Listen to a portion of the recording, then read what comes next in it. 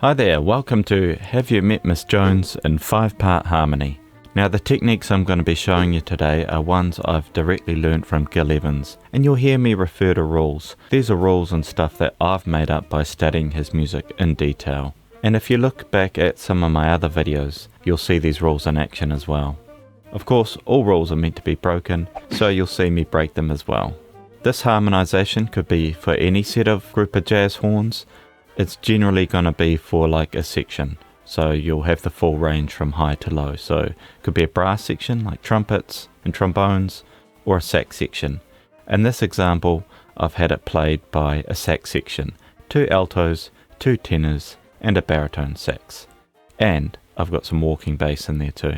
Okay, so let's make a start. One of the first things I like to do is make sure that I've got the important notes of the melody harmonized really strongly. I call these target chords. So I consider this note here to be important, and I'm going to label it target chord. And same with this one at the end of this phrase. It's the highest note and it's on the offbeat. Show you what I mean.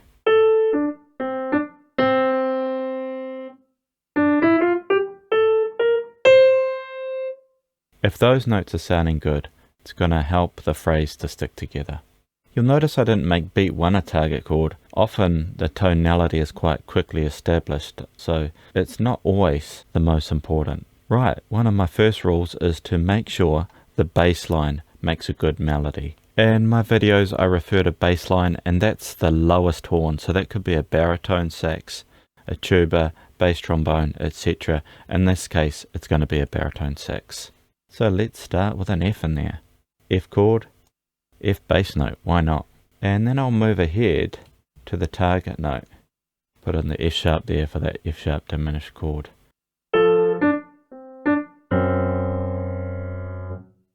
One of the first things I notice is that's going to be a long held C and a long held F sharp under it. I could make it more exciting. I know this is getting a little bit advanced already, but that's what this is about. What if I make this an F and then change it to an F sharp? No one says I can't delay this chord slightly, and then I get a bit of interest under my longer note. And you can hear how that wants to go to the G already of the next chord. Right, what am I going to do with these notes then? Got to have a good melody. Now, in school I was taught to treat these as notes relating to F. What I've learnt from Gil is that he usually has a new chord for every melody note, if the music and tempo are appropriate, of course. In this case we've got a nice medium swing, so it is appropriate. So let me choose some notes. It's common to say choose some diatonic notes. You could do something like this. Scales, arpeggios, things like that always make good melodies. Here's what that sounds like.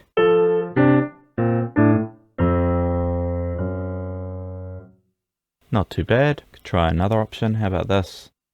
I like this because we get the F again, making sure this tonality is well set, and this E comes down and then it's sort of starting to go up on the rise, which I like.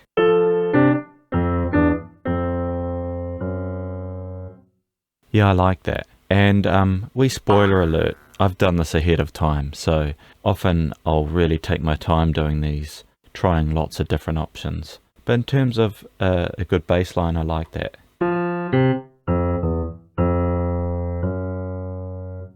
Right, I'll move ahead for the last 2 bars of this phrase for the bass line. I like the syncopation in the bass. I think I'm going to keep that going. And I know I want this chord here to be a nice strong C7, right? It's a target chord. But rule 2 of mine is that the bass line and the melody shouldn't be the same pitch. Now that's weird, you might say. And it is a bit weird, but what I noticed that with jazz chords is when we've got the outer pitches being different and it's nice and strong, it sounds really good. And then suddenly the bass line and the melody meet on the same pitch, it can suddenly sound a little bit weak. So I've made it one of my rules or guidelines. It's one that does get broken a lot. So for a C7, I got a C in the melody. I put the 7th in the bottom, like so. A third could also be good, but this time I'll just choose a 7th. Right, now You can see that when you've got the target chords in, it's a bit easier to make up the bass line because you've sort of got a place to start and to end from. Often in these scalar passages, it can be quite good to have like a held bass note underneath. It helps to get through what could just be sort of a longer diatonic section. In terms of the other slightly more important notes, I think this one on 4 and is a little more important than some of the others. So why don't I make that a G minor 7, and then you can see I can get from this G to this B flat just with an A. That could be good. And what shall I do here? Well, we're a G minor, we'll do like a little bit of what we did before. We'll put the 5th. What about that? I think that'll be good. Here's what that sounds like, just the bass line.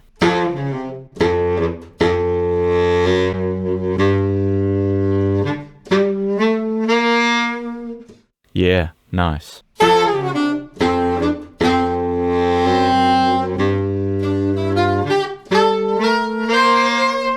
Okay, my third guideline, or rule 3, is to fill in 3 inner parts. And now where possible, the chords all have 5 distinct pitches. So there'll be 3 inner parts making a 5-note chord. Show you what I mean. Let's work on this one here. So let's make this a F major 7.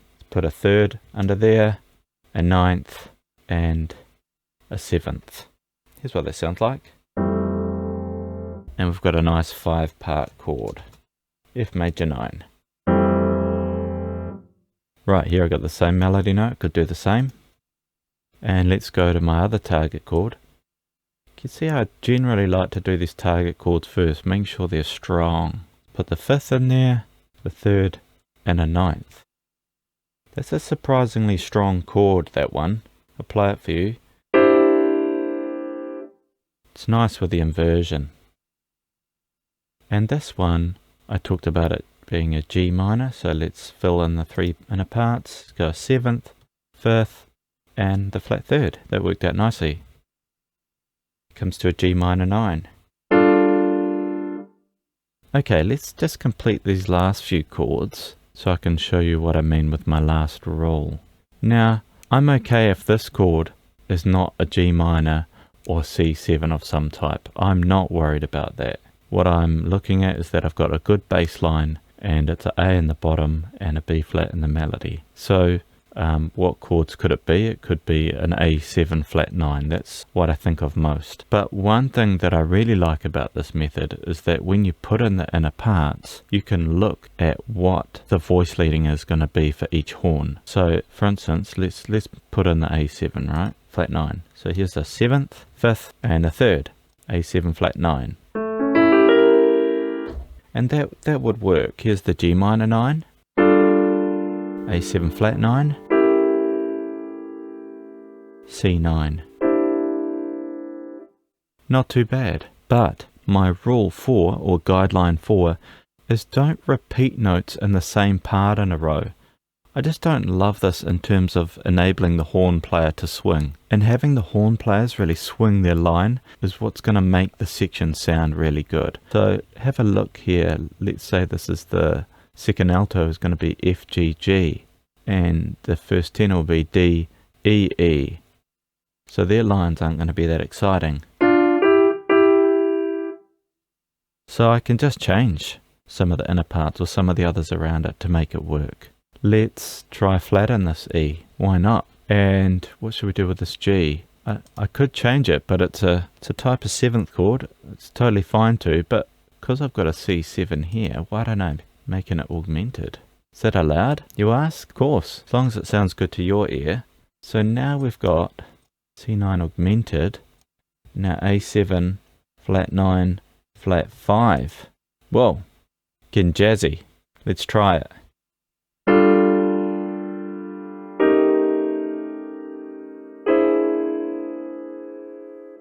Sounds quite crunchy like that on its own. Rich, but crunchy. Here's what it sounds like with the section and context. So these chords have come out like they're really complex, but I've sort of just harmonized the important notes and then used voice leading to connect them. Let's do a little more of that. Let's work on this first chord. some F of some sort. Let's put in the 7th, the 5th. What do I do now? I could put in a 9th, some sort of F major 9. Not loving that voicing though. Here's what that sounds like. Got that second from the F to the G. Hey, why don't I just break rule 3 about the 3 inner parts for this one and just use the root note here. Then I've got a more typical F major 7. That's alright. Okay, now I put a C on the bottom here. What's diatonic to F major with a C on the bottom? Could be C7. Nothing wrong with that, or we could use some sort of inversion of F major. Let's try a C7. 7th, 5th, 3rd. Beautiful. You notice I've got this wee scoop down onto the note, just so it sounds sort of jazzy.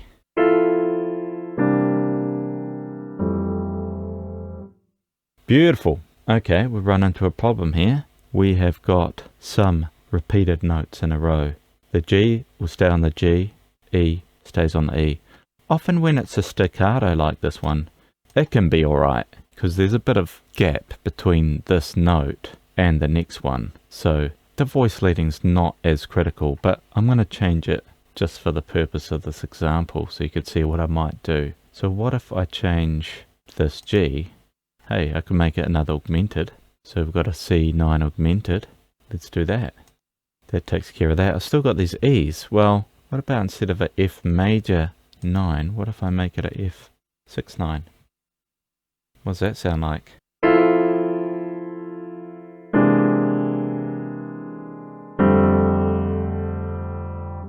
Yep, that's fine. I know I've actually added non-diatonic notes here, but I think it's okay. I still consider it like a diatonic passing chord. Alright, E on the bottom, D on the top. Diatonic in this key would be some sort of half diminished chord. Flat 5, flat 3. What are we going to do? Usually add the 11th in there for half diminished. Let's check it. Got a couple G's in a row. Okay, let's make it another dominant chord with the D, B flat. Make this a G sharp. Now we've got E7 flat 9. Now you might be saying, hey, you put in a dominant chord there. Dominant chords on diatonic notes to the key are extremely common. I really consider them diatonic passing notes in a sense. So in F major, anything on the F major scale. And this would be E7 flat 9. I consider that almost basically diatonic to the key. Yeah, that's nice and rich. Okay, let's quickly look at my delayed F sharp. Need to go down to second voice here, so my G, that can become the 9th of the diminished, and my E can become an E flat, become the double flat 7 of the diminished. Yeah, that'll work. Here's what that sounds like. Right, G minus 7 time. Now when you get a scale run like this, I sort of mentioned it earlier, it can be easier just to harmonize it completely diatonically. Show you what I mean. So here I've kept the same constant structure. This one is just the G minor 7, that chord, and that one's a minor 7, and so on. It's a bit like putting your hand on the piano and just shifting it up. That can work well. Let's have a look if any of the rules are broken. Yeah, here we've got 2 B flats in a row. Okay, so we could adjust this chord. Looking at my workings, I ended up doing something like this. I made that one a minor 7 over the D, and then I ended up flattening that. So this part here, which would be the second tenor, gets a nice line.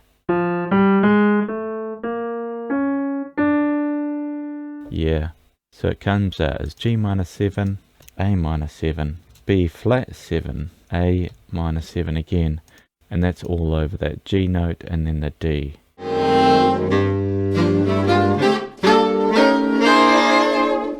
You might be saying, wow, are you some sort of rebel putting in a B flat 7 over a G? Well, no, I'm not a rebel, but I am just considering the voice leading to be more important than some other things. I know that's a momentary dissonance, that B flat 7 over a G. Have a listen to it. But of course it all gets to move and resolve.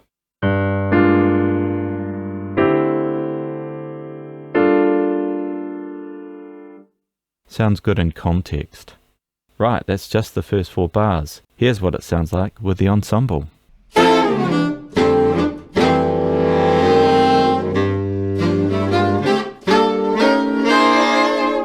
By the way, if you're finding this really interesting, you can buy the PDF with full analysis, and it's all on a condensed score with notes and stuff on it from my Kofi page just for a few New Zealand dollars. Yeah, that's New Zealand dollars. I know you thought we traded everything in Lord of the Rings souvenirs down here, but no, we have dollars as well. And if you're really into this stuff, you could have a look at my intermediate workbook. It's a 30+ page book full of examples, more explanations of the rules, and even has the answers in the back. So I'll leave a link for that stuff in the description. Okay, it's time for the next 4 bars now.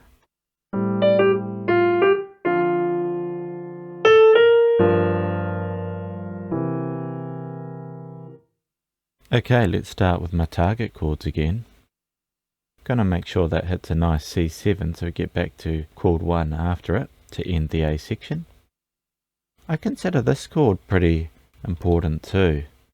The offbeat there.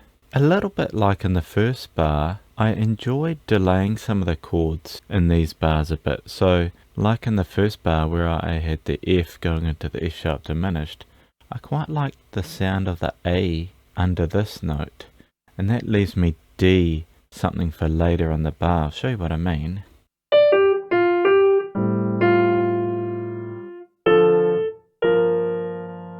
And of course I've got an F in the melody, so F doesn't necessarily love being over A minor 7. So what if I sub that A minor 7? It could be some sort of A7 type of chord. Now, a target chord can be any chord you want. If you've come up with some sort of reharmonization, then that's the time to obviously use those chords because you want that sound. And they can sound good in important moments like this. And now because I'm sort of working with some sort of A here, I can think about some of these other chords differently. Like what if this was some sort of E? I've got that F again. How would that be for bass line? Now when I'm choosing some of these other chords and thinking about the good bass melody, there's several types of chords I usually fill in. You've heard me talk about filling in things with diatonic chords already. That's really common. Functional chords is another one. You know, so what if this was some sort of E7 sharp 9 going to A something? That works. That's sort of where I got that idea for the E. Of course it is 5th of this chord as well. And then I could put something like an F here so we step down to it.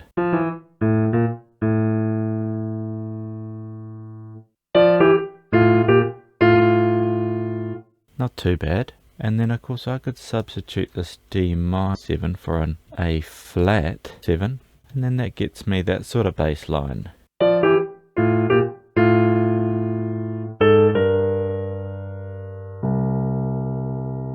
Yeah, that would work. Yeah, so just to touch on what chords I choose, it's usually the target chord are a flavour unto themselves. Then there's diatonic chords, which usually can fit in anywhere. Then functional chords would be another one. And then the other category would be other chords, chords that don't really fit any sort of functional category or diatonic, but work in terms of voice leading. The B flat 7 over the G in the previous example would be an example of an other chord.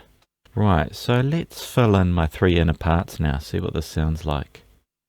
Yeah, let's make that a C7 flat 9, G minor, to the 7th, a 5th. Oh, I could put the 3rd there, but then I don't have 5 distinct pitches, which is rule 4. I could put in a 11th, that's fine. Notice I don't always start at the start of the phrase on these two. I try and do these important chords. Let's have the 3rd, a 9th, in this case it's a flat 9, and then the 7th. So we've got a A7 augmented flat 9 there. Here we've got the same melody note and same bass note, so that'll be the same chord.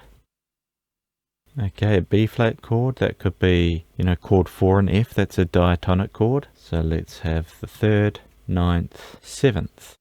So major 13 or major 9 with a 6th. And then here I talked about this one being a functional chord. Let's try the E7 sharp 9.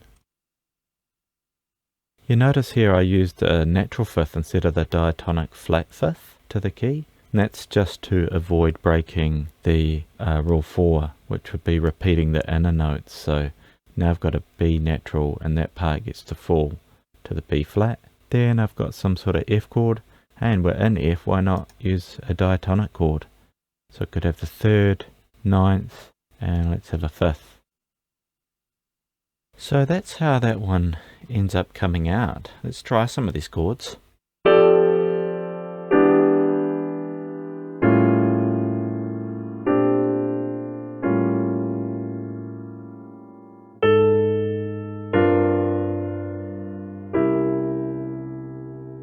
Yeah, that sounds rich. I like it when it sounds rich throughout. Then I know I've got a really strong part happening. Okay, let's fill in this A flat, 7 of some sort. That's a sharpened 5th, 3rd, and the flat 7.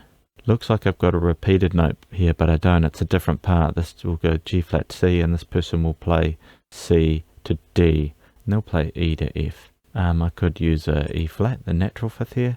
For those sorts of changes, just use your ear, see what you like. For now, I'll leave it as is. The only other thing I consider changing in this part is just a little bit more fun here for the bass part, or some interest, something moving, which is, you know, it depends on what's going to happen in your arrangement. Maybe that's enough excitement for now. It's the first A, you don't need to add anything. I'll add something just for interest. What if I have a nice fun bass line? What if I draw in something like this? Yeah, nice. And I think it'd be cool if I delay this resolution. Right, that's usually where things that are exciting happen, is when you can delay a resolution. And I've got a momentary, I sort of break my rules momentarily because I've got a D flat and a, D flat there. So I've only got a 4-note chord, but of course that goes down to the C soon after. So that's no big issue. I feel like this is sort of fun. It's a jazzy line. And then because I've got this 4-and, I think I'll change these chords so these inner parts move on 4-and as well. Yeah, that looks a little messy, but it'll work. Do I want to change anything else?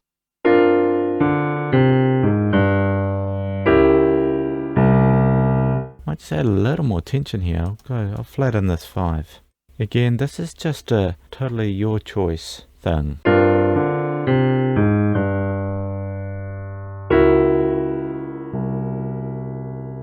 Yeah, I like it. And that's those 4 bars done. Here's what it sounds like.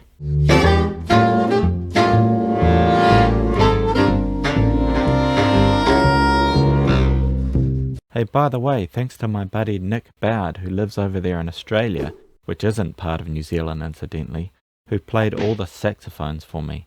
Thanks so much. And thanks to my bass regular, Gabriel Casaro, for playing the bass. Legendary work, guys. I really appreciate it. You can see their links in the description.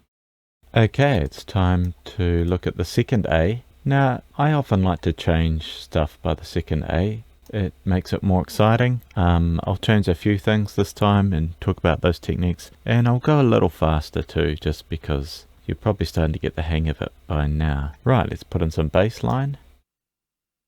Okay, so last time I had the F sharp diminished. Well, how about this time I put in a D7, which is going to act like a chord 5 going to the G minor. And this part's the same as before. Hey, I've got an E and a D there. See a nice chance for a wee tritone substitution, which could be fun. This I'll keep similar because I quite like that option. Just to show you another option on what you could possibly do, let's try the D there this time. And I'm going to end up on the E, which will be the 3rd of the C7, not the 7th this time. Okay, let's work on some of the target chords. Let's work on the C. So I know I want some sort of C7 again. Let's have our 5th, 9th, and our 7th. That's what that sounds like. Yeah. Okay, let's have a look at this new D7 part. I'm going to put this in the bass clef so it's easy to see what's going on. Now usually for D7 we know we're going to have some sort of 7th and then a 3rd, etc. But I got the 7th in my melody. And of course this is a time when you're orchestrating this for your big band, this might be played by the trombones or something, in which case you will use the 7th and the 3rd, whatever. But just for the purposes of this example, I'll stick to my rules, which is rule 3, that the inner parts should be different pitches to make a 5-note chord. So let me change it up. Make it a flat 9, then the 3rd, and I could have a 5th there. That would work. Let's work on this E flat 13. So let's have our 7th there, 3rd and 5th. You'll notice here I've only got a major 2nd between the melody and the next note down.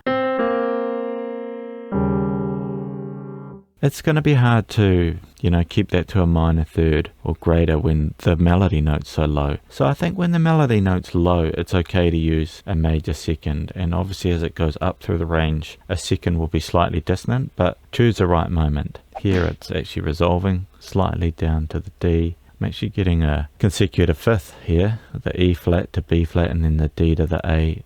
That's not the end of the world. We could avoid that by doing that. That should be okay. Yeah, I'll try that. So that's a E flat 13 to a D augmented 7 flat and 9th. Phew. I think that's going to give me a nice different sound.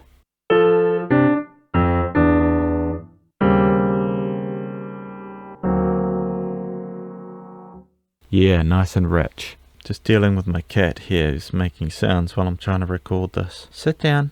Okay, this stuff was the same as before. Let's try, oh yes, here I broke rule 3. Except this time I'll shove a 6 in there, eh? Before I did a major 7, this time I'll go for a F6. Keep these chords the same.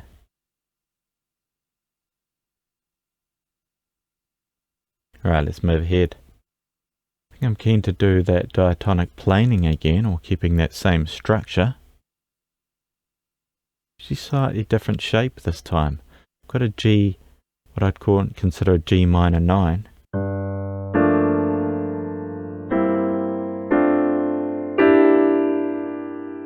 Yeah, that works. Well, here we've got a G on the bottom. I was thinking, hey, a functional chord like a G7 might be really good here. I've got a wee issue with a repeated note. Could flatten it. It'll give me G7 sharp 9 flat 5, and then this could be some sort of D chord. So have a 3rd, flat 9, 7th. Now you might be looking at all these going, wow, this fellow uses a lot of extension, sharps, 9, flat 5, blah blah blah. And that's not something I set out to do intentionally. It's just sort of what happens as I'm trying to improve the voice leading. Obviously if you're working only diatonically, it's really hard to have a 5-part harmony and not have parts repeated in a row, which is rule 4. So it's just a sound. I wouldn't be freaked out about it. If you have to change a 5th up or down a semitone, that's not the end of the world. Just go with it, as long as your ear thinks it sounds good. So here's the sound of the D7 flat 9, G7 sharp 9 flat 5, to the C9. Sounds alright to me. Okay, let's look at the last 4 bars, the phrase, and of course we're coming up to the bridge here, so we've got a different sort of a turnaround. Now, let me know if you like this video and you want me to carry on and do the bridge in the last A, then I'll do something more exciting, maybe a little more harmonically advanced. But basically, I'm putting in a target chord here of D flat major 7. That's because I know what was coming up and that's sort of the sound I wanted there. And again, if you do some sort of reharmonization, just go ahead and do it, you're allowed to. And I made this a D7. I felt like that was stronger. I feel like some of these original chords here aren't that exciting.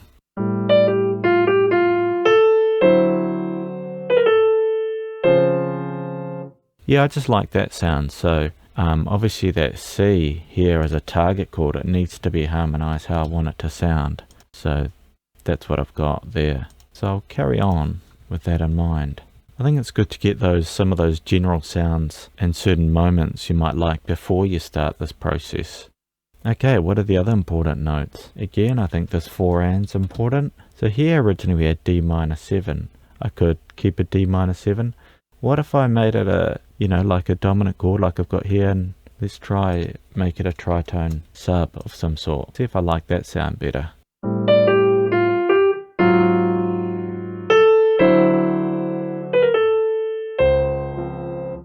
Yeah, not too bad. And then I could try this one as some sort of A. And there I've started putting in the bass line, and you can see how that helps to shape the line now. Yeah, let's have a play. So if here I'm doing A something, let's try a functional chord. What goes into A? E7s. Let's try that. Now I've got this A and I've got to get down to this A flat. I could do something like this. That might be fun.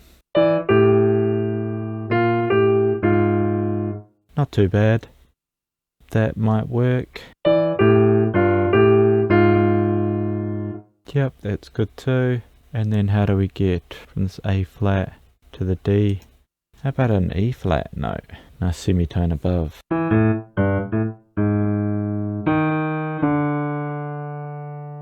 Yeah, I think that works well. Right, let's fill in some inner parts. Let's do this D flat major 7 first. Let's have a 5th, 3rd, and a 9th. I'm going to keep this as a D7 chord because I just hear that as like a, I've got the grace notes here, like a wee moment and then it resolving. So it actually sort of stays D7. So I'll do this one first. 5th, 3rd, 9th, and then let's sort of have this inverted. So we've got a 3rd, a 9th, 7th. And I could choose whether I, flat 9 this or not, just like before. Use your ear to decide. Because I've got these grace notes here, I'd probably have each part doing the same, playing the grace notes to their note.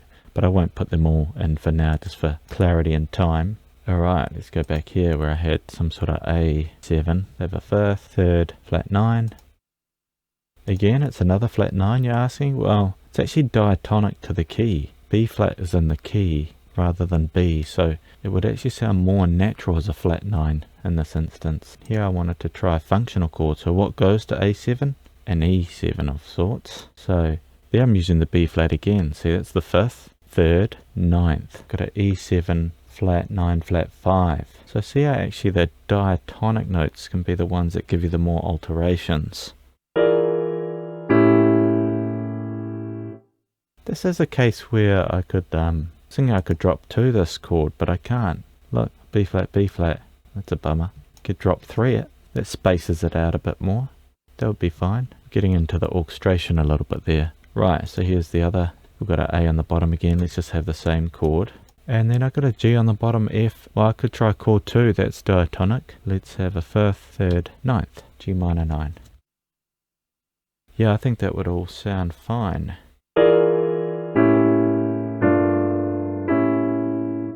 Now onto my A flat 7 with F in the melody. So let's have a 3rd, a 9th of some sort, and then 7th.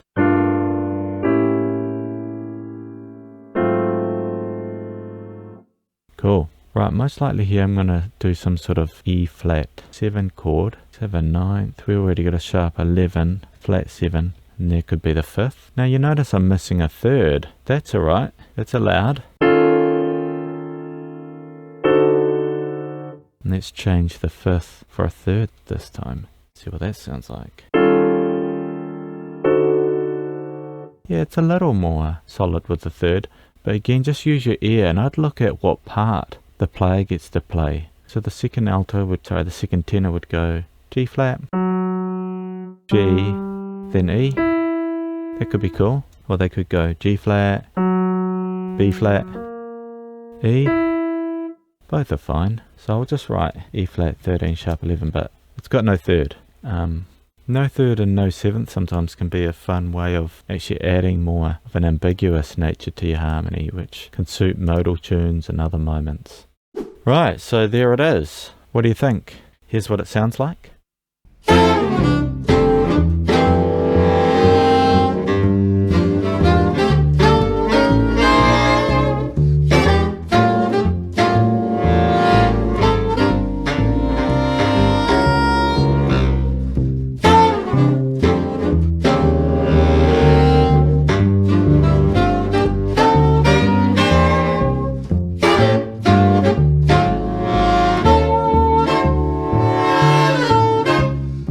So let me know what you think of this method and what you think of my rules. As I said, I picked them up just by studying the work of Gil Evans. I remember looking at his scores thinking, wow, this is not what I learnt at school, with a new chord for every melody note, and I wondered where all these extra chords came from. Yeah, they to do with functional or diatonic added chords or other chords that were there because of the voice leading. And of course, I love the sound, that's why I bothered to study it. So give it a go yourself. This is something I do even if I know I'm writing something for a big band. I know I'm just working with 5-part harmony here, and in a big band you could have more or less. But what I find doing this method is that I come up with exciting bass lines and harmonies and things to try. So even if I'm working for a different ensemble, I'll do this method and it will throw up fun, exciting sort of musical moments that I usually take through to the final arrangement. Something like that bass line in the earlier bars is a perfect example of this. Like this bass line here, that's great. Let me know if you'd like me to work on the bridge and final lay section. I'll make sure to change up enough stuff. And yeah, I hope you got something out of that. And yeah, the link is in the description if you'd like to see the full analysis of this tune, or you'd like to get the intermediate workbook, which has got a lot of in-depth detail. Thanks.